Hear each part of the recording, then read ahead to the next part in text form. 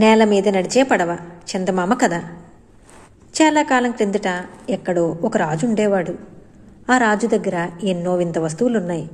ఆయనకు ఒక కూతురు కూడా ఉన్నది. ఆ దేశంలో ఆమెను మించిన అందగత్తె లేదు. ఇన్ని ఉండినా ఆయనకు ఒక పెద్ద లోటు కనిపిస్తూ వచ్చింది. అదేమిటంటే ఆయన ఎంతో కాలంగా నేల మీద కూడా నడవగల పడవను గురించి కలలు కంటూ వచ్చాడు. నేల మీద నీటి మీద నడిచే పడవను తయారు చేసి ఇవ్వమని ఎందరినో కోరాడు. కానీ అలాంటి పడవను ఆయనకు చేసి ఇచ్చినవారు లేకపోయారు. చివరకు రాజుగారికి విసుగెత్తిపోయింది.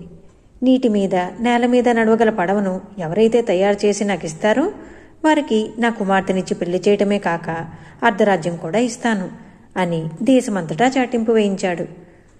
ఆ రాజ్యపు పొలిమేర ప్రాంతంలోని అడవికి సమీపంలో ఒక కట్టెలు కొట్టి జీవించేవాడు ఉండేవాడు. వాడికి 3 కొడుకులు. పెద్ద కొడుకు రాజుగారు చేసిన చాటింపు విన్నాడు. రాజకుమార్తెను పెళ్లాడాలని వాడికి బుద్ధి పుట్టింది. ఒకనాడు ఉదయం వాడు తన గొడ్డలు భుజాన వేసుకుని అన్నం మూట చేత పట్టుకుని అడవిలోకి వెళ్ళి ఒక పెద్ద చెట్టు చూసుకుని మధ్యాహ్నం దాకా పనిచేసి దాన్ని పడగొట్టాడు. ఆ తర్వాత వాడు తన అన్నం మూట విప్పి తినటానికి ఉపక్రమించాడు. ఇంతలో చెట్టు మీద నుంచి నీలకంఠ పక్షి ఒకటి గెంతుకుంటూ వచ్చి నాక్కొంచెం నాక్కొంచెం అని అరిచింది. పోవే పక్షి, ఇందులో నీకు కూడా వంతా అన్నాడు పెద్దవాడు. పక్షి మరింత దగ్గరగా వచ్చి సరే కాని ఈ మానుతో ఏం చేస్తావేమిటి అని అడిగింది. ఏం చేస్తే నీకేం, మంచంకోళ్ళు చేస్తాను సరేనా అన్నాడు పెద్దవాడు. మంచంకోళ్ళు మంచంకోళ్ళు మంచంకోళ్ళు అని అరుస్తూ నీలకంఠ పక్షి ఎగిరిపోయింది. పెద్దవాడు తిండి పూర్తి చేసి కాస్త విశ్రాంతి తీసుకుని గొడ్డలతో మానును చెక్కనారంభించాడు. మానుకు గొడ్డలు తగిలినప్పుడల్లా ఒక మంచంకోడు దానంతటా అదే తెగిపడసాగింది.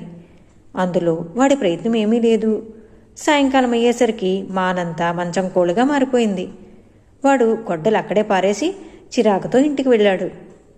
నేల మీద నడిచే పడవ ఎంతవరకు తయారైంది అని వాణ్ణి తమ్ముళ్ళు అడిగారు. వాడు ఆ ప్రశ్నకు జవాబు చెప్పక రాజుగారి కూతుర్ని ఎవరు పెళ్లాడతారేమిటి అన్నాడు. మర్నాడు రెండోవాడు తన గొడ్డలు తీసుకుని అడవికి వెళ్ళి మంచి మాను చూసి పడగొట్టి వెంట తెచ్చుకున్న తిండి తినటానికి ఒక చెట్టు కింద కూర్చున్నాడు. ఇంతలో నీలకంఠ పక్షి నాక్కొంచెం అంటూ వచ్చింది. పోవే పక్షి, ఇందులో నీకు కూడా వంతా అన్నాడు రెండోవాడు. పక్షి వాణ్ణి సమీపించి సరే గాని ఈ మానుతో ఏం చేస్తావేమిటి అని అడిగింది. ఏం చేస్తే నీకేం, చల్లకవ్వాలు చేస్తాను సరేనా అన్నాడు వాడు. చల్లకవ్వాలు చల్లకవ్వాలు చల్లకవ్వాలు అని అరుస్తూ నీలకంఠ పక్షి ఎగిరిపోయింది. తర్వాత రెండోవాడు తాను పడగొట్టిన మానును గొడ్డలతో ఒక వేటు వేసినప్పుడల్లా మాను నుంచి ఒక చల్లకవ్వం తెగిపడింది. ఎంత ప్రయత్నించినా వాడికి చల్లకవ్వం తప్ప మరేదీ రాలేదు. సాయంకాలానికల్లా మానంతా చల్లకవ్వాలుగా మారిపోయింది. వాడు విసుక్కుంటూ తన గొడ్డలు అక్కడే పారేసి ఇంటికి వెళ్ళాడు. నేల మీద నడిచే పడవ ఎంతవరకు తయారైంది అని మిగిలిన 2 అడిగితే రెండోవాడు అసలు రాజకుమార్తె ఎవడికి కావాలి అన్నాడు. ఆ మర్నాడు మూడోవాడు కూడా నేల మీద నడిచే పడవను తయారు చేయటానికి బయలుదేరాడు.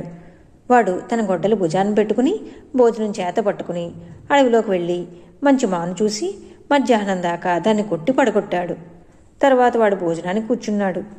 ఇంతలో నీలకంఠ పక్షి వచ్చి నాక్కొంచెం అన్నది. మూడోవాడు దాన్ని చూసి ముచ్చటపడి తన భోజన పదార్థాలను చుట్టూతా నేలపై రాల్చాడు. పక్షి గెంతుతూ వాటినన్నిటినీ ఏరుకుని తిని దగ్గరకు వచ్చి సరే గాని ఈ మానుతో ఏం చేస్తావేమిటి అని అడిగింది. నేల మీద నడిచే పడవ తయారు చేయాలని నా ఉద్దేశం, అది ఎలా ఉంటుందో నాకు తెలీదు అన్నాడు మూడోవాడు. నేల మీద నడిచే పడవ నేల మీద నడిచే పడవ నేల మీద నడిచే పడవ అంటూ నీలకంఠ పక్షి తుర్రని చెట్ల మీదకి ఎగిరిపోయింది. మూడోవాడు భోజనం పూర్తి చేసి కాసేపు విశ్రాంతి తీసుకుని గొడ్డలతో మానును నరకసాగాడు. గొడ్డల దెబ్బ తగిలినప్పుడల్లా ఒక పడవ భాగం దానంతటా అదే తయారై తన స్థానంలో అమరింది. ఈ విధంగా సాయంకాలం అయ్యేసరికి ఒక పడవ లాంటిది తయారైపోయింది. దాన్ని చూసి మూడోవాడు ఇది నిజంగా నడుస్తుందా అనుకుంటూ అందులోకెక్కి చుక్కాన్ని పట్టుకుని పదవే పడవా అన్నాడు. వెంటనే పడవ చెట్ల మధ్యకి నడవసాగింది. పడవ కొంత దూరం వెళ్లేసరికి దారిలో ఒక మనిషి ఎముకల కుప్ప చుట్టూ పెట్టుకుని వాటిని ఆత్రంగా పళ్లతో గీరుతున్నాడు. మూడోవాడు వాణ్ణి చూసి ఎందుకలా ఒత్త ఎముకలు గీరుతున్నావు అని ఆశ్చర్యంగా అడిగాడు. ఏం చేసేది, ఎంత తిన్నా నా ఆకలి తీరదు. ఉన్న డబ్బంతా తిండి కింద ఖర్చు చేశాను అన్నాడు ఆ మనిషి. నేను రాజభవనానికి పోతున్నాను, నా వెంటరా. అక్కడ నీ ఆకలి తప్పక తీరుతుంది అన్నాడు మూడోవాడు. ఆకలిగాడు పడవలో ఎక్కి కూర్చున్నాడు. పడవ ముందుకు సాగింది. మరికొంత దూరం వెళ్ళాక ఒక మనిషి ఒక వాగులో నోరు పెట్టి నీరు తాగిస్తున్నాడు. వాగులోని నీరు కొంచెం కొంచెం తగ్గిపోతున్నది. ఎవరు నువ్వు? ఎందుకిలా చేస్తున్నావు అని మూడోవాడు అడిగాడు. ఏం చేసేది, నా దాహం ఎంతకూ తీరదు. సాగినన్నాళ్ళు సారా పీపాలకు పీపాలే తాగేశాను. ఇప్పుడు నీరు తాగిస్తున్నాను, కానీ నీటితో నా దాహం తీరదు అన్నాడు దాహంగాడు. మూడోవాడు వాణ్ణి కూడా తన వెంట రాజభవనానికి రమ్మని ఆహ్వానించాడు. దాహంగాడు ఆనందంతో ఎగిరి పడవలో కూర్చున్నాడు. పడవ ముందుకు సాగింది. ఒకచోట ఒక యువకుడు కనిపించాడు. వాడు సగం అడవిని భుజాన పెట్టుకుని వస్తున్నాడు. మూడోవాడు వాడితో, ఇన్ని చెట్లు పట్టుకుపోతున్నావెక్కడికి అని అడిగాడు. మా మారుతల్లి ఎన్ని కట్టెలు తెచ్చినా ఇంతేనా అని అడుగుతోంది. నాకు కోపం వచ్చి సగం అడవి పట్టుకుపోతున్నాను అన్నాడు యువకుడు. ఎందుకు శ్రమ పడతావు, నా వెంటరా. నేను రాజుగారికి అతిథిగా వెళ్తున్నాను, మనకక్కడ బాగా జరుగుతుంది అన్నాడు మూడోవాడు. అడవు మోసేవాడు కూడా పడవలోకి ఎక్కాడు.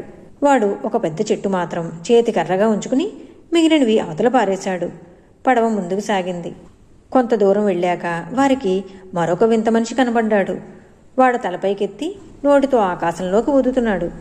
ఎందుకిలా చేస్తున్నావు అని మూడోవాడు అడిగాడు. ఏం చేసేది, ఇంకా మా కామందిగారి పొలాల్లో నూర్పిళ్లు పూర్తి కాలేదు. వాన మబ్బులు వచ్చి కూడుతున్నాయి, వాటిని చెదరగొడుతున్నాను. ఎంత శ్రమపడినా నాకు ఒక్క గింజ హెచ్చి ఇవ్వర్లే అన్నాడు రైతు. అలాంటి ఉద్యోగం నీకెందుకు, నాతో రాజుగారింటికి వచ్చేయి, హాయిగా అక్కడ కొలువు చేసుకుందాం అన్నాడు మూడోవాడు. మబ్బులు దేవేవాడు కూడా పడవలో ఎక్కి కూర్చున్నాడు. కట్టెలు కొట్టేవాడి మూడో కొడుకు ఆకలిగాణ్ణి, దాహంగాణ్ణి, అడవు మోసేవాణ్ణి, మబ్బులు ఊదేవాణ్ణి వెంట పెట్టుకుని రాజుగారింటికి పోయి, మహారాజా, నేల మీద నడిచే పడవ చేసి తెచ్చాను, చూసుకోండి అన్నాడు. రాజు ఆశ్చర్యపడుతూ వచ్చి పడవలోకెక్కి నేల మీద నీటి మీద నడిపించి చూసుకున్నాడు. బాగున్నది, ఇటువంటి పడవే నేను కోరినది, నీకు తగిన బహుమానం ఇప్పిస్తాలే అన్నాడు. మీ అమ్మాయినిచ్చి పెళ్లి చేసి అర్ధరాజ్యం ఇస్తానన్నారు కదా, అలాగే చేయించండి అన్నాడు కట్టెలు కొట్టేవాడి కొడుకు. రాజుకిది ఏమాత్రమూ ఇష్టం లేదు. తన కుమార్తెను ఏ రాజకుమారుడికో ఇవ్వక ఈ కట్టెలు కొట్టేవాడి కొడుక్కి ఎలా ఇవ్వటం? అందుచేత ఆయన మూడోవాడితో, మా అమ్మాయినిచ్చి పెళ్లి చేస్తానన్న మాట నిజమే, కానీ అది ఇంతలో తెమిలే విషయం కాదు. సంబారపు కొట్ల నిండా పాత ఆహార పదార్థాలున్నాయి. అవన్నీ ఖర్చయ్యాక కొత్త సరుకులు తెప్పించి అప్పుడు కాని పెళ్లి ముహూర్తం పెట్టడానికి లేదు అన్నాడు. పాతవి క్షణంలో ఖర్చవుతాయి, అదంతా నాకు వదలండి అని రాజుతో చెప్పి మూడోవాడు ఆకలిగాన్ని రాజుగారి సంబారాలు కొట్టుకు పంపాడు. ఒక్క గడిలోపుగా వాడు కొట్టంతా ఖాళీ చేసి వచ్చాడు. కొత్త సంబరాలు తెప్పించి పెళ్లి ముహూర్తం పెట్టండి అన్నాడు మూడోవాడు రాజుతో.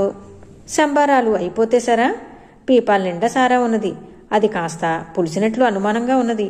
అదంతా ఖర్చయిపోయాక కొట్టలో కొత్త సారా నింపి తరువాత ముహూర్తం పెడతాను అన్నాడు రాజు. అదెంత పని అంటూ మూడోవాడు దాహంగాన్ని రాజుగారి సారా కొట్టుకు పంపాడు.